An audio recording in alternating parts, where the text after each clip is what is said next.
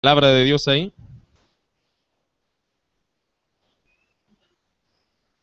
Eso, siéntense adelantito nomás. Y no hay nada mejor que escuchar la palabra bien clara y bien cerca también. Santiago capítulo 2. Voy a compartirle algo del estudio bíblico que estamos haciendo allá en Recoleta. Estamos estudiando toda la carta a Santiago, o de Santiago, a los, como dice el versículo 1, a las 12 tribus que están en la dispersión. Yo no sé si ya prediqué algo de Santiago acá la última vez, creo que no. No me acuerdo nada de Santiago que haya predicado aquí. Ok, eso es bueno porque no quiero repetir los sermones. Santiago capítulo 2, versículo 14 en adelante. Pequeño resumen de la carta de Santiago, para que usted entienda. Santiago dicen que es una de las primeras cartas escritas del Nuevo Testamento. Probablemente en los primeros años de persecución de la iglesia, Santiago es una carta que está escrita a los expatriados de la dispersión. ¿Quiénes son los expatriados de la dispersión? Bueno, en el versículo 1 está hablando a las 12 tribus. Las 12 tribus son judíos. Siempre que se habla de las 12 tribus en el Nuevo Testamento se está haciendo referencia, es una forma de referirse a judíos. Pero también dice que son de la dispersión, y la idea de la dispersión fueron los que fueron dispersados por el Evangelio de Jesucristo. Un ejemplo de dispersión está en Hechos capítulo 8, cuando el apóstol Pablo, ¿se acuerda que en ese minuto se llamaba Saulo? Perseguía a la iglesia. Y dice la Biblia que muchos fueron esparcidos y sacados de sus tierras y por la palabra de Dios, porque ellos como creyentes, la gente los persiguió. Y Saulo era uno de esos perseguidores, después ya sabe la historia. Saulo se convierte en el apóstol Pablo y ya es otro tipo de vida. Es un misionero y ahora gana almas y trabaja para la iglesia y todo eso. Pero al principio Saulo era un perseguidor y ahí en Hechos capítulo 8 hay una persecución. Hay gente que fue dispersa, por eso se llaman los de las 12 tribus que están en la dispersión. Es decir, Santiago escribe a un grupo de gente que había perdido casa, trabajo, familia probablemente, y que ya había vivido en esa experiencia triste de haber perdido mucho por Jesús. Habían sufrido por la causa del Evangelio.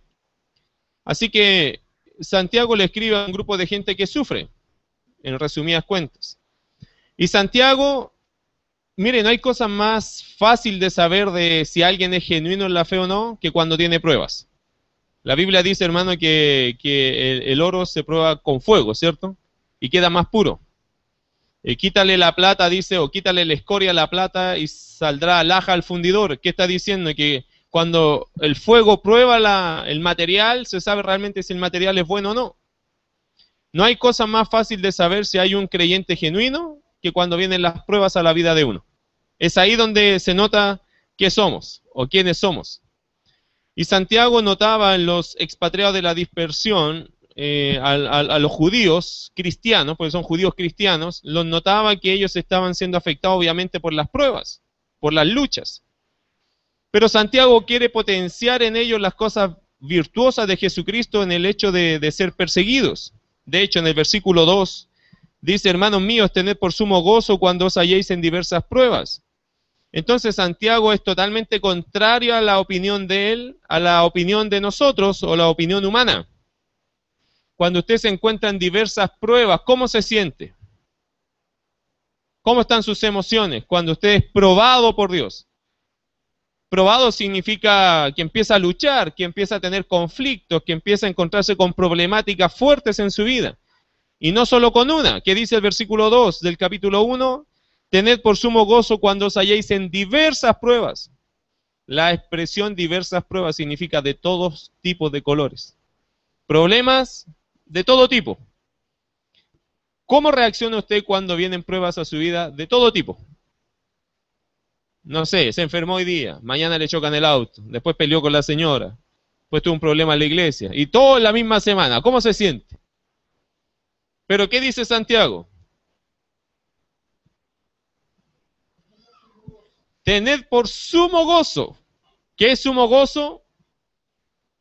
Contenta, pero más que contentar, es que se note que estamos contentos. Parece raro, ¿no? Bueno, Santiago es una carta así, porque Santiago habla de que la fe tiene que ser viva y la fe tiene que hacerse real. ¿Cuándo se hace la fe más real, mis queridos hermanos? Según lo que yo he observado de Santiago, él piensa, está seguro, convencido Santiago, que la fe se hace más real cuando nos encontramos las pruebas. Y es ahí donde nuestra fe tiene que lucirse. Y tiene lógica, ¿o no? Tiene lógica. Porque cuando todo anda bien, es fácil vivir la fe cuando todo te va bien, ¿o no? Pero cuando las cosas son malas es donde se prueba lo genuino, cuando el fuego prueba la fe. Es allí donde uno dice, ¿qué tipo? Y ahí me veo yo frente al espejo de la prueba diciendo qué tipo de creyente soy, cómo enfrento los problemas. Y creo que Santiago, por eso Santiago, creo el doctor Carballosa le puso a un comentario que él hizo de Santiago, una fe en acción. Porque es imposible que la fe sea una fe muerta. La fe bíblica no es una fe sin obra, sino que se acompaña con una transformación de nuestro carácter, de nuestro conocimiento, de nuestra conducta, de nuestras convicciones. La fe verdadera genera transformación. Y eso es lo que vamos a estudiar hoy día en Santiago capítulo 2. Santiago empezó a hablar en el capítulo 2 de cómo es la verdadera fe. Y él dice primero del versículo 1 al 13 que la fe verdadera no hace acepción de personas. ¿Qué significa? Que si llega alguien rico y alguien pobre y usted lo trata distinto, usted no entiende lo que es el evangelio verdadero. Porque en el evangelio verdadero no hay acepción de personas. Todos son merecedores de la misma gracia, de la misma misericordia, rico y pobre. En el tiempo de Santiago, Santiago corrigió o aseguró que esto no pasara, que los judíos cristianos, ellos hacían como una diferenciación entre alguien que tenía dinero y alguien que no. Y de hecho él lo dice que al rico lo invitaban a pasar a los primeros asientos y al pobre le dice, siéntate allá al fondo o ahí abajo de mis pies.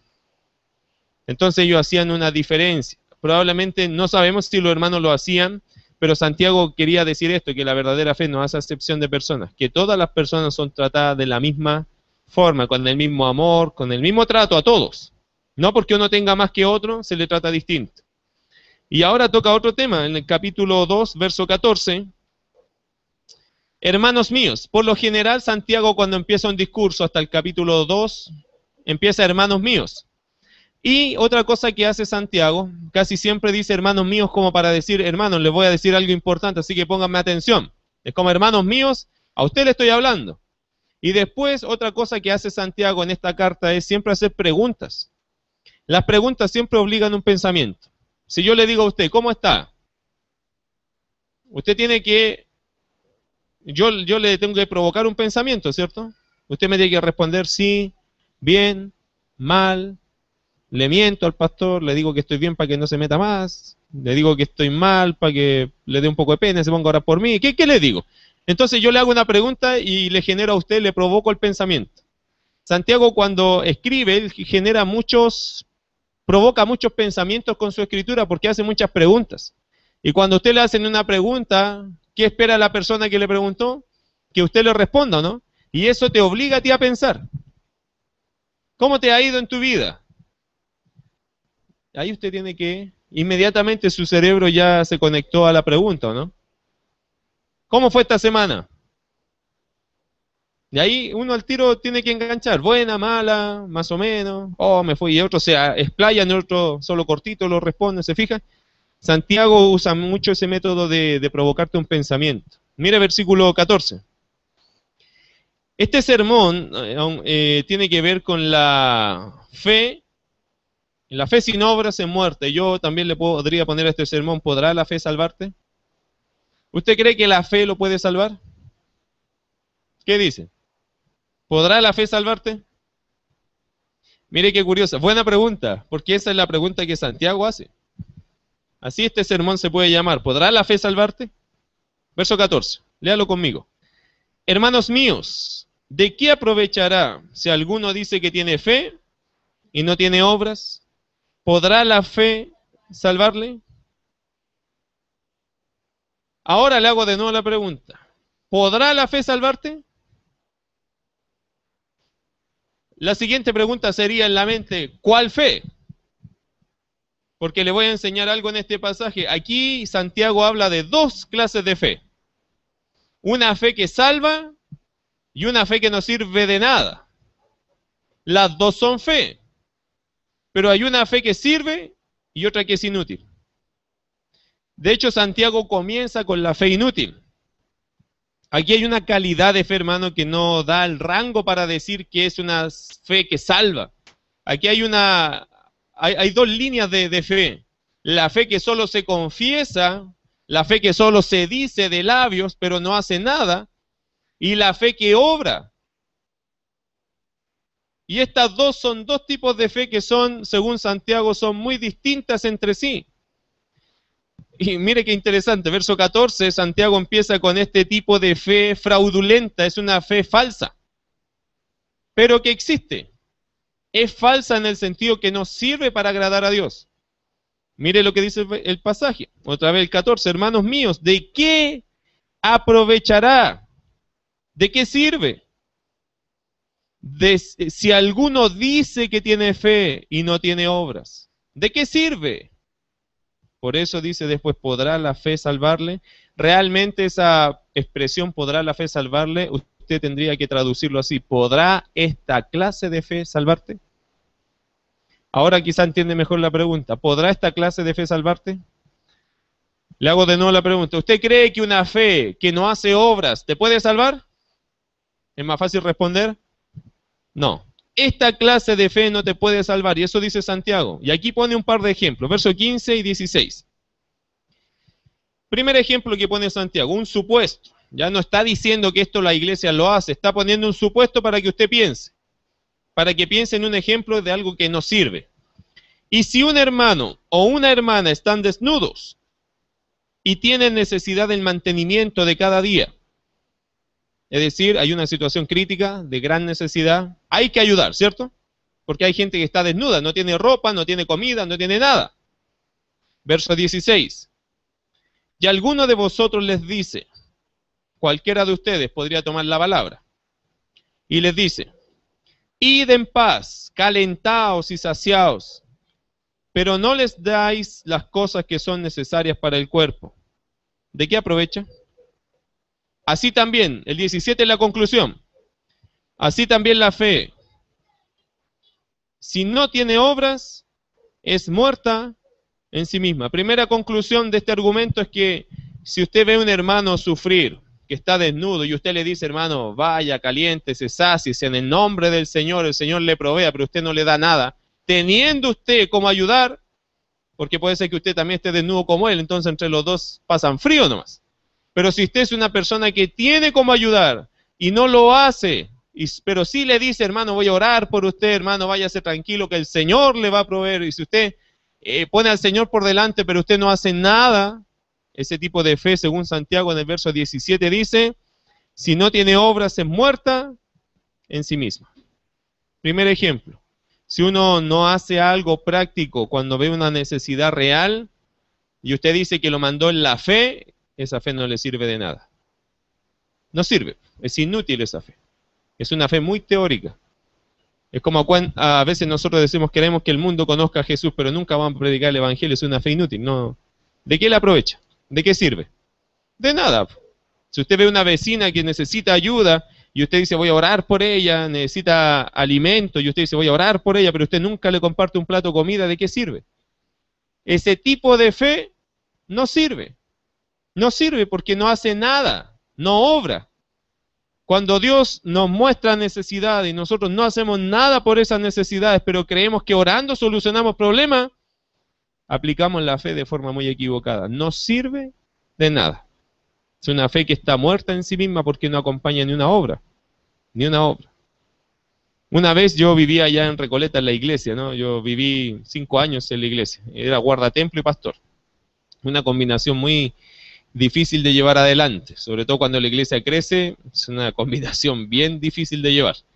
Bueno, yo iba siempre en la mañana a comprar el pan para el desayuno, y un día vi un muchacho que quizás muchos conocen de Recoleta, que es drogadicto, y estaba en la calle, estaba lloviendo, y yo fui rápido a comprar y el muchacho estaba en la esquina ahí sentado en el suelo, hermano, una situación bien difícil.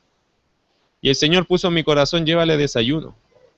Miren las cosas curiosas, ¿no? Uno pasó, lo vio, el Señor dice, llévale un desayuno. Yo dije, eso debe ser una cuestión mía, está lloviendo, es incómodo, qué sé yo, pero ¿sabes? Me fui a tomar mi desayuno y yo no podía olvidarme del rostro de ese muchacho y yo me puse a llorar en la casa no podía, no podía. Fui, arreglé el pan, hice cosas, mi esposa me miraba porque ella venía saliendo de la pieza y me veía que yo iba saliendo con desayuno, ¿para dónde irá? Bueno, yo iba a hacer lo que el Señor me había pedido, fui y le di el desayuno, le dije que Dios te bendiga y no sé, Dios a uno lo mueve. Si yo me hubiese quedado con eso en mi corazón y no lo hubiese hecho, esa fe, ¿qué tipo de fe es esa? Inservible, por hermano. Y hay algunos que puedan juzgar esas cosas. No, hermano, no juzgue nada. Usted haga lo que el Señor le pida que tiene que hacer. A veces de esa forma la gente va a llegar a Jesús. Porque Jesús era absolutamente práctico en su fe y si el Padre le pedía que hiciera algo, lo tenía que hacer. Punto. Bueno, todos ustedes han vivido una experiencia parecida, ¿no? ¿El Señor ha puesto alguna vez un peso en su corazón? Y a lo mejor nadie más te entiende, pero usted tiene ese peso y dice, yo tengo que hacerlo, lo siento, no.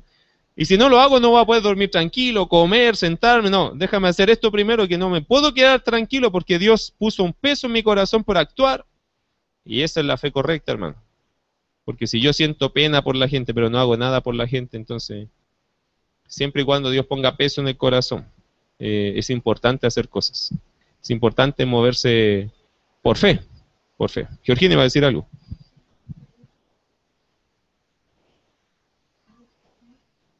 Ujú. Claro,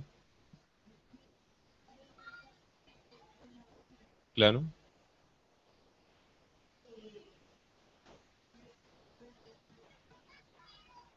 Mm,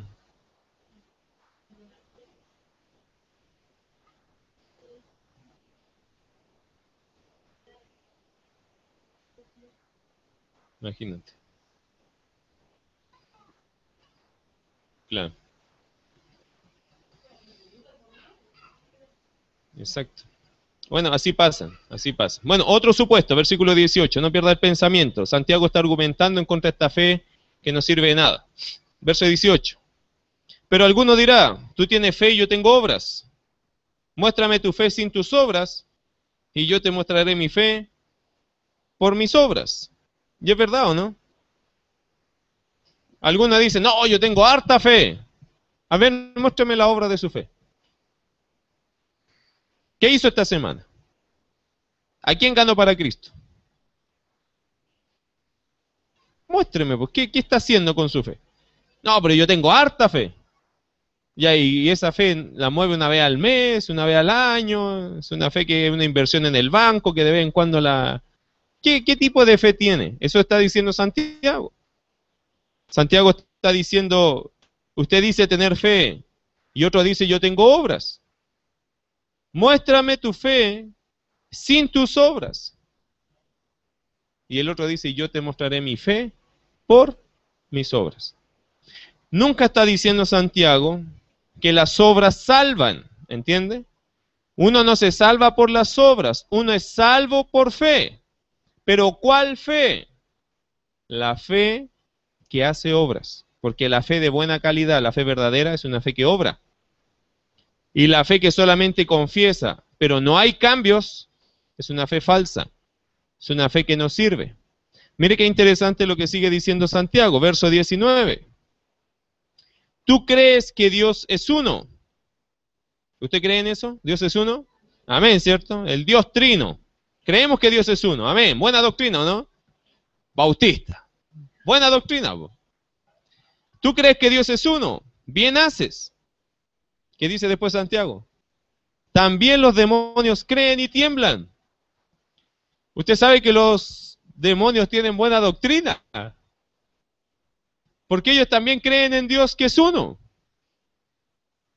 Ni las sectas creen que Dios es uno. Hay algunas sectas que enseñan de Dios de una forma muy distinta. Aún el demonio diría en esa secta, oye, ustedes están súper, son antibíblicos. Qué curioso que un demonio podría corregir la doctrina de algunas sectas en Chile, como los mormones. El demonio se sienta, oye, ¿qué estáis enseñando? Eso es antibíblico. Un demonio podría enseñarle doctrina. Mire qué interesante. Porque el demonio sabe doctrina, sabe algo de Dios. ¿Qué sabe? Que Dios es uno. Ahora la Biblia habla de un Dios trino, ¿cierto? Dios Padre, Dios Hijo, Dios Espíritu Santo. Y ellos creen en eso. De hecho, cuando Jesús se presenta en el mundo, ¿qué dijeron ellos? Tú eres el Hijo de Dios. Los demonios saben doctrina. Conocen quién es Dios. Bueno, el versículo dice, ¿tú crees que Dios es uno? Usted también cree que Dios es uno, ¿no? ¿Cree lo mismo que un demonio? Bueno, sí, si es bíblico, yo creo lo que dice la Biblia. Si el demonio cree eso, qué bueno. Pero aquí, ¿cuál es el problema de esto? ¿Tú crees que Dios es uno? Bien haces. Bueno, nadie hace mal en reconocer que Dios es uno. Dios Padre, Dios Hijo, Dios Espíritu Santo es uno. En tres personas. Esa es la Trinidad. Y el que no cree en eso, como los testigos de Jehová, no son salvos. Porque la Biblia dice que el que no honra al Hijo como honra tampoco tiene al Padre, el que no honra al Padre tampoco tiene al Hijo. Entonces, por lo tanto, en Primera de Juan usted va a ver esa lucha, y el que no reconoce al Hijo tampoco reconoce al Padre, y el que no reconoce al Padre tampoco reconoce al Hijo. Está solo Jesús, que solo creen que Jesús, pero ignoran al Padre. Están los testigos de Jehová que ignoran al Hijo. Están ambos equivocados. ¿Y los demonios qué le dirían? Son antibíblicos, muchachos. Ustedes tienen un error, y un demonio se lo diría. Dios Padre, Dios Hijo, Dios Espíritu Santo, son Dios. Amén, ¿cierto? Eso dice la Escritura. La bendición, cuando dice, por tanto, id y haced discípulos en el nombre del Padre, del Hijo y del... Está hablando de el nombre. Es un nombre. El nombre de Dios. Padre, Hijo, Espíritu Santo. Cuando Jesús se bautizó, apareció el Espíritu Santo como paloma, ¿se acuerda? Y después salió una voz del cielo que dijo, este es mi Hijo amado. Ahí están las tres personas de Dios. No son la misma persona que se cambia de chaqueta, depende del tiempo, eso se llama modalismo. Es gente que cree que Jehová del Antiguo Testamento, cuando terminó el Antiguo Testamento se cambió la chaqueta y ahora Jesús, y ahora después se cambió la chaqueta y ahora se llama el Espíritu Santo. No es una sola persona, son tres personas. Es un solo Dios, pero son tres personas y aparecen siempre en la Biblia. Desde Génesis a Apocalipsis aparecen las tres personas. En el Antiguo Testamento el Espíritu de Dios, Jehová, el ángel de Jehová.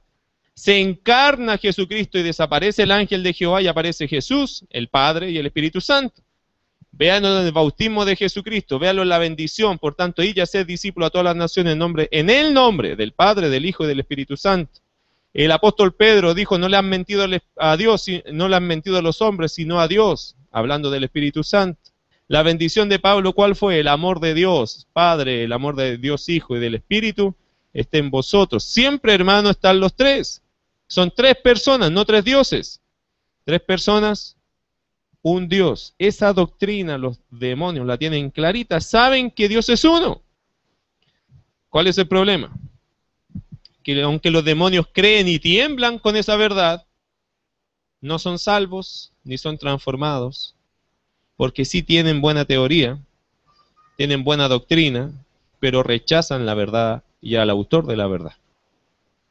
Ese es el problema. Usted podría creer que Dios es uno, pero usted rechaza la verdad de ese Dios y la verdad del autor de la verdad. Lo rechaza. Usted sabe que Dios es uno, que Dios es todopoderoso, lo que usted quiera, pero usted cuando Dios le muestra la palabra, usted no hace cambios. Usted tiene la doctrina de un demonio. Cree en Dios, pero no hace cambios. Entonces esa fe es muerta. No sirve. Con tristeza yo he observado en la vida de los cristianos que se conforman mucho a la doctrina del demonio. Creen en Dios, pero sus vidas no son transformadas ni cambiadas. No hay arrepentimiento. No hay confesión de pecado. No hay reflexión. No hay autoconfrontación. No hay cambio de vida. No hay esta cosa de que voy mejorando para parecerme más a Cristo. No, no. Son cristianos y esos son. Y se mantienen ahí hasta que el Señor se los lleve. ¿Cómo puede ser que una fe tan dinámica nunca genere un cambio en una vida? ¿Cómo puede ser que yo que llegué a Cristo hace 10 años y llegué con problemas de garabatos, todavía estoy con eso. ¿Cómo puede ser eso? ¿Cómo puede ser? Que ya llegué hace 10 años, pero todavía sigo con el mismo problema. ¿Cómo puede ser que llegué a Cristo hace 5 años y todavía sigo con vicios? ¿Cómo puede ser? Si la fe dinámica, ¿qué va haciendo? Transformándote. ¿Cómo puede ser que la misma lucha y el mismo carácter de diablo que tenía cuando llegué a Cristo todavía lo tengo? Y ya llevo 20 años del Evangelio y sigo siendo el mismo ogro de siempre. ¿Cómo puede ser eso? No puede ser. Es decir, puede ser si la fe es falsa. Es una fe que se llama una fe de un fraude. Mire qué curioso, versículo 20. Mas, ¿quieres saber, hombre vano? ¿Usted sabe lo que significa la palabra vano acá? Fraudulento. Es un fraude. Mas, ¿quieres saber, hombre fraudulento, que la fe sin obras es muerta? Mi querido hermano, si uno no se va transformando y pareciendo más a Cristo, estamos viviendo esa fe que se llama un fraude. Es un fraude para mí y es un fraude para los demás. Es decepcionante.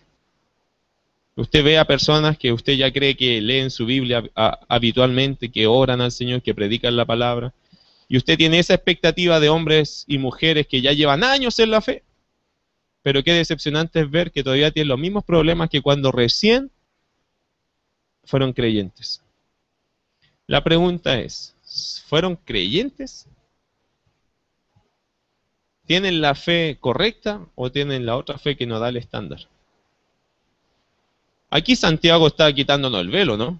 Está dejándonos un poco desnudos a nuestra realidad. Y yo no tengo idea cuál es su realidad. Sé la mía nomás.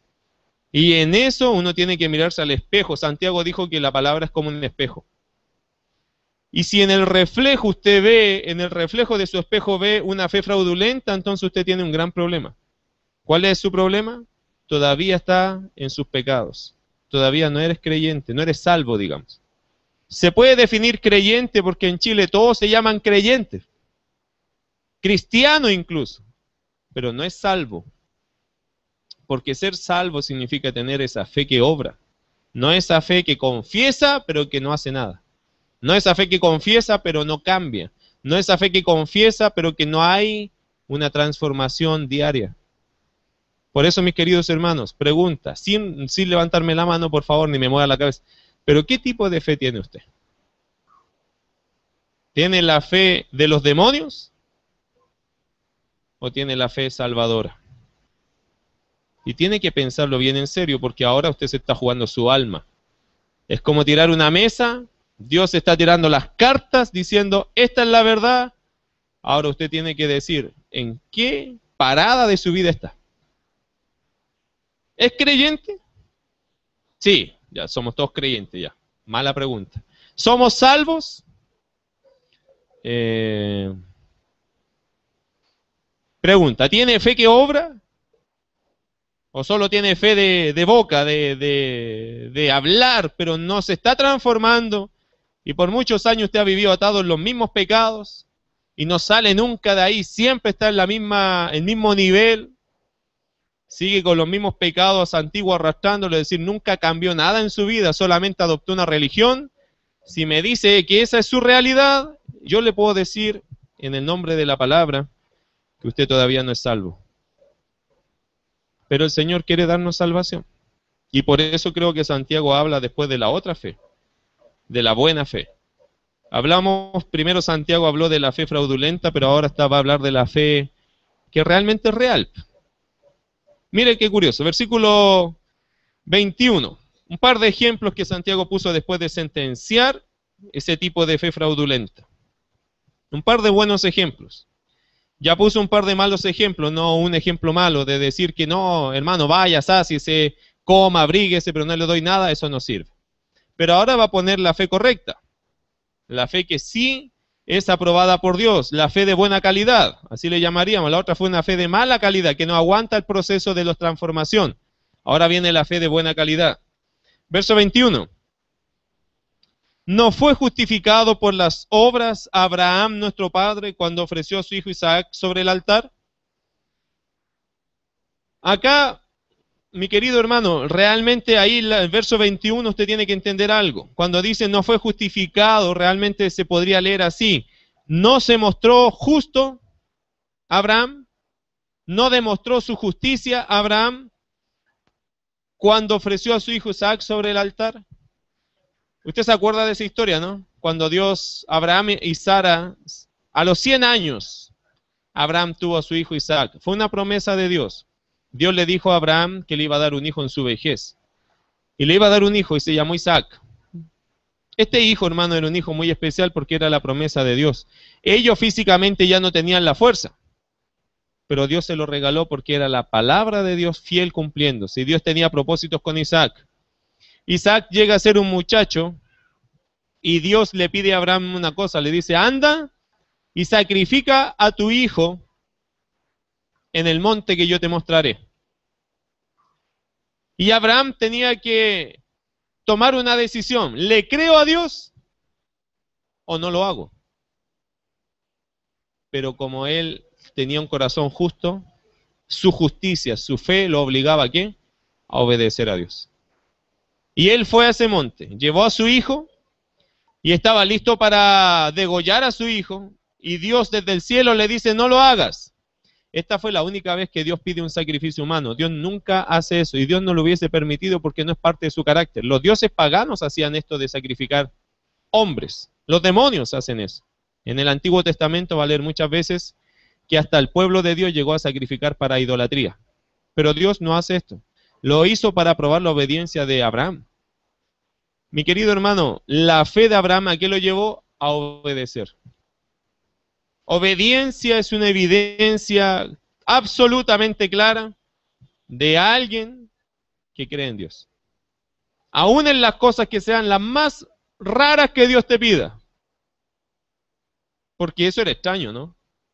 Que Dios te pidiera sacrificar al hijo. Eso era una cosa extraña en ese tiempo. No era una cosa muy... Pero Dios le había dicho claramente, haz esto. Y la justicia de Abraham, esa fe lo obligó a obedecer. Hermano, la fe verdadera obliga a obedecer, aunque cueste. Si Dios dice que hay que venir a la iglesia, hay que venir. Y aunque tenga gozo o tenga tristeza, aunque esté en bueno o mal tiempo, ¿cuándo hay que venir? Si Él dice que hay que venir, ¿o no? ¿Y cómo yo te puedo obligar a ti? Yo no te tengo que obligar, Dios te obliga. Dios pone el peso en tu corazón, yo tengo que ir. ¿Hay que servir a Dios? ¿Quién te obliga? Dios. Acá adentro me dice, sírveme, sígueme, obedéceme. ¿Y eso quién lo pone? Dios. Si tiene fe verdadera. Si usted no tiene fe verdadera, yo me haría viejo diciéndole, venga a la iglesia, y lo tengo que ir a buscar a la casa y traerlo, ir a dejarlo, traerlo. ¿Por qué? Porque no funciona la máquina adentro, porque no tiene fe verdadera. La fe verdadera avanza solita, es la fe que Dios te puso. Pero cuando uno no tiene fe adentro, que cuesta hacer los cambios en la gente. Es como que uno le manejara la agenda a la gente. Ese es el problema cuando alguien tiene una religión. Pero cuando usted tiene una relación con Dios, yo no tengo que andarlo buscando en la casa, usted va a querer venir solito. Y si no viene, usted se siente mal, porque usted se siente en rebelión con Dios, ¿o no? ¿No se siente feliz así? Porque uno dice, yo tengo que obedecer, tengo que ir. Algo me dice acá adentro que tengo que ir. ¿Quién es? Esa es la fe verdadera que obra en obediencia. Abraham dice lo siguiente, no fue justificado por las obras, Abraham nuestro padre, eso dice Santiago de Abraham, cuando ofreció a su hijo Isaac sobre el altar. Mire el 22, léalo conmigo el 22. ¿No ves que la fe actuó juntamente con sus obras y que la fe se perfeccionó por las obras? Lógico, ¿no? La fe actúa en conjunto con las obras. Mi fe me obliga a obedecer a Dios, genera obras de obediencia. Verso 23, y se cumplió la escritura que dice, Abraham creyó a Dios. ¿Se fija que creer y obrar están en un perfecto equilibrio? Yo creo y obro, yo obro y creo. El creer bíblico genera obras. ¿Qué dice Efesios 2:10? ¿Se lo sabe? De memoria se lo deberían ser algunas, vamos a probarlo. Porque somos hechura suya, creados en Cristo Jesús, para buenas obras, las cuales Dios preparó de antemano para que anduviésemos en ellas. Efesios 2:10. Somos hechura de Dios. ¿Creados en quién? En Cristo Jesús. Cuando yo llegué a Cristo, soy una hechura suya ahora, hecha para buenas obras. Mi fe me lleva a hacer buenas obras. ¿Cuáles? Todas las que Dios ponga en mi vida, en mi mano. Dios me obliga, Dios me motiva. Esa es la fe verdadera. Versículo 24. Vosotros veis, pues, conclusión, que el hombre es justificado por las obras y no solamente por esa fe que dice que creo en Dios pero que no hace nada. Vosotros veis, pues, que el hombre es justificado por las obras y no solamente por la fe. Y el último caso, verso 25, terminamos ahí, dice, lea conmigo el verso 25, mire qué curioso. Asimismo también Rahab, la ramera, no fue justificada por obras cuando recibió a los mensajeros y los envió por otro camino. Perdón, ¿qué era Rahab? ¿Qué es una ramera? Una que vende ramas, dice. ¿Qué es una ramera? Una prostituta. En el tiempo de Antiguo Testamento así se le llamaba a la prostitución. ¿Por qué Santiago habrá puesto este ejemplo? Hay una gran verdad atrás de todo, hermano. La salvación es para todo el mundo. Hay gente que puede haber tenido una calidad de vida súper mala, pero puede ser cristiano igual. Salvo igual. Rahab era una prostituta. Una mujer, según el Nuevo Testamento, una pecadora, despreciable. Pero ella conoció a Jesús y se salvó. Mire, hay salvación para todo el mundo. No hay nadie aquí que sea más malo que otro. No hay nadie aquí que sea tan malo que no pueda ser salvo. No hay nadie así. No existen las personas tan malas que no puedan ser salvos, porque Dios puede salvar a cualquiera. ¿Se acuerda Jesús en la cruz cuando salvó a un ladrón? También se salvó un ladrón, una prostituta, homosexuales, de diferentes clases y tipos y pecados que hayan, Dios puede salvar a cualquiera. Aquí se salva una ramera. ¿Por qué? Porque le creyó a Dios. Hermanos, la salvación es para todos los hombres. No hay límite. Usted puede ver un vagabundo en la calle, muerto, borracho, usted le puede hablar y esa persona puede convertirse en un gran predicador después. No importa. La clase o el tipo que nosotros juguemos es nuestro problema, no de Dios, porque Dios salva a todo el mundo. Puede salvar a todo tipo de personas. Así que no hay ninguno que uno pueda decir, ¿cuándo va a llegar a Jesús? Puede que llegue. ¿Le predicó usted? No, yo nunca le he hablado. Esa fe muerta, por hermano. Esa es una fe que no sirve. Asimismo, también Rahab la ramera no fue justificada, no mostró su justicia por obras cuando recibió a los mensajeros y los envió por otro camino. Esa es otra historia del Antiguo Testamento, cuando ella protegió a los espías que venían a Jericó. Ella los cubrió, los tapó y protegió sus vidas. ¿Por qué? Es lindo el versículo. Mire qué interesante, hay un versículo acá de Josué, capítulo 2, verso 11. Déjeme leerle ese pasaje para que usted entienda cómo la respuesta que ella dio. Josué, capítulo 2, versículo 11. Oyendo esto, dijo Rahab a los espías, le dijo, oyendo esto ha desmayado nuestro corazón. Ella era de Jericó, donde ellos querían entrar a conquistar. Oyendo esto ha desmayado nuestro corazón, dijo Rahab. Josué 2:11. Ni ha quedado más aliento en hombre alguno por causa de vosotros. Mire la razón. Porque Jehová vuestro Dios es Dios arriba en los cielos y abajo en la tierra. ¿Qué le parece? ¿Qué decía Rahab? Jehová es Dios en el cielo y en la tierra. Ella creyó en Dios. Y por su fe en ese Dios todopoderoso, en ese Dios increíblemente grande de Israel, ella creyó a Dios. Y ella por eso protegió incluso al enemigo, para ella. Porque sabía que el enemigo tenía al Dios verdadero.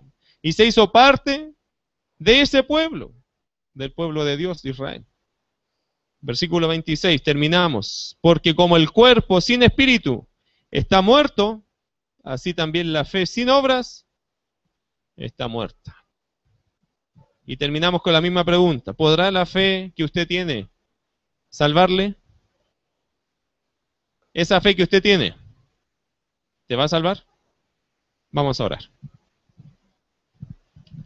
Vamos a orar al Señor. Cierre sus ojos. Quiero que piense un poco en este sermón. Santiago es muy claro con nosotros. Y se devuelve la pregunta, ¿esa fe que tú tienes te va a poder salvar? Y hermano querido, yo le ruego que piense en eso. Esa fe que usted tiene, ¿usted cree que le va a salvar? ¿Esa fe es esa fe de buena calidad? ¿O la fe que usted tiene es esa fe de mala calidad? Es una fe que sí tiene como los conceptos correctos de doctrina, pero no tiene las obras que acompañan esa fe transformadora. No tiene peso esa fe. Esa fe que solo dice creer, pero que no vive transformación